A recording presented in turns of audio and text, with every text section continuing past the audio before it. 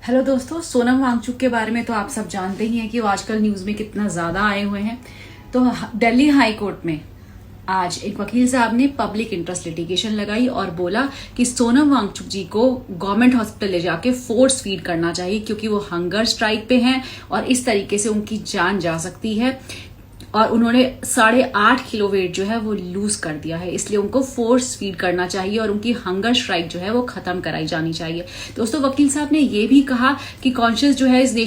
देश की मर चुकी है, लेकिन मैं उम्मीद करता हूं कि जो कोर्ट्स की कॉन्शियस है वो अभी भी जिंदा है, इसलिए वो उनका ध्यान रखने के लिए जो है गवर्नमेंट को आदेश देंगे और इस तरह का कोई आदेश देंगे कि सोनम वांगचुक जी की जिंदगी जो है वो बच पाए, क्योंकि हर जिंदगी जो है वो कीमती होती है। तो दोस्तों, दिल्ली हाई कोर्ट ने ऑर्डर दिया है आज कि सोनम वांगचुक जी के लिए गवर्नमेंट डॉक्टर्स जो है डेली उनकी हेल्थ को मॉनिटर करेंगे, रिपोर्ट सबमिट करेंगे और उनका ध्यान रखेंगे।